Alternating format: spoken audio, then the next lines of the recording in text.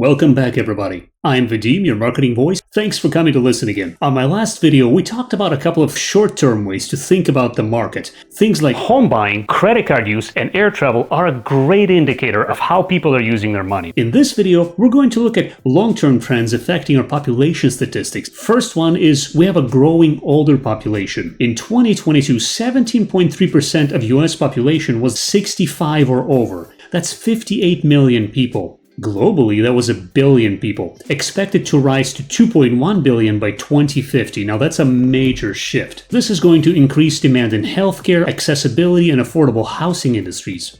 You play a part in this too.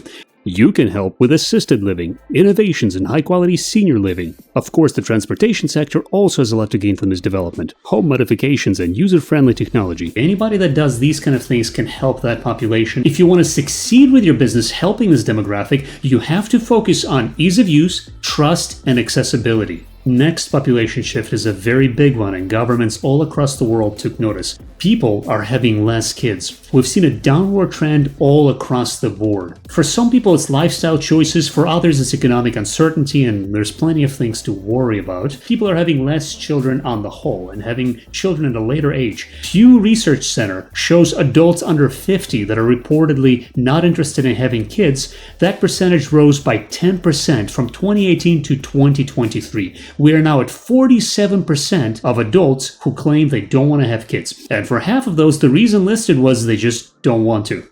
Yep, simple as that. How can you help? Fewer children in traditional markets means more discretionary income, higher potential for luxury buying. Food delivery services also stand to benefit. And if you're hearing me right, this doesn't just reveal what to sell, but where to market. Travel services and pet care also stand to benefit. People tend to have more pets when they have less kids. Figure that. And on that note, housing. Smaller families equals smaller housing units. Are we building and planning for this? Childcare and private tutoring companies are going to have to focus on individualized and premium education. This gives room for innovative minds to shine in more ways than one. Here's your chance to help children with different learning needs, a demographic that's considerably growing, I might add. Next on my list is percentage of young, wealthy people. Actually, that's great news. I know there's a lot of concerning things we talked about. Rich people are getting younger. Fortune reports that millennial wealth has more than doubled since the pandemic.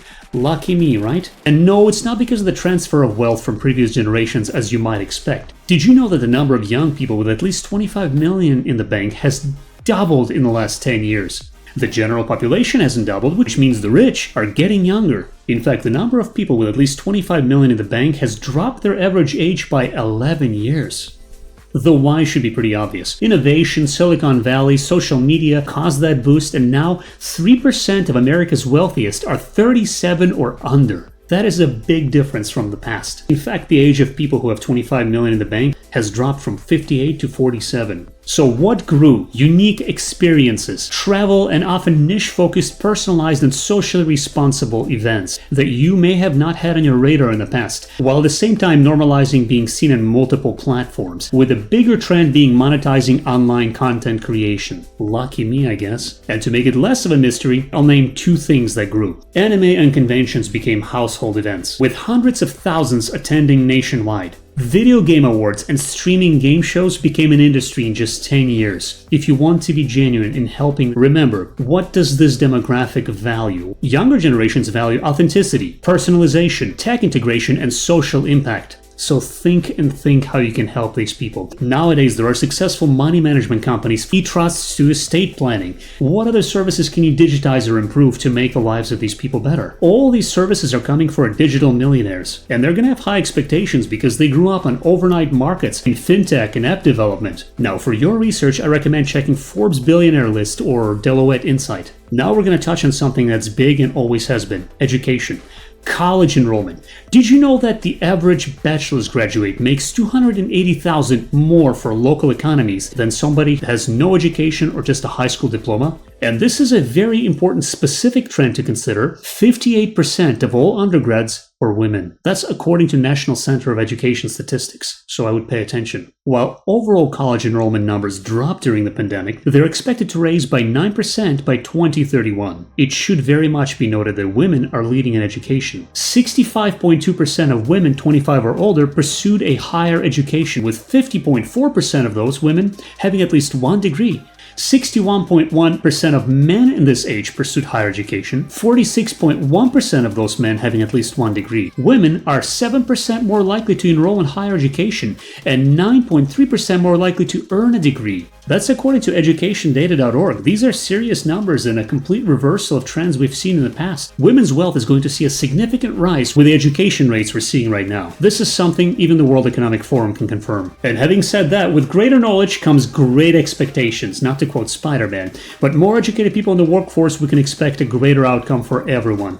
Ask yourself, what can you do to help this professional development? Businesses supporting women's career advancement, mentoring, leadership training, financial planning, and of course, if you're seeing a drop in men's enrollment, you could ask, what can you do to help more educated people equals greater economic outcome for everyone involved? There are more women enrolling in and graduating college. How can your company help this? What businesses stand to benefit? What could we expect from a higher percentage of graduating women? How is it changing the markets?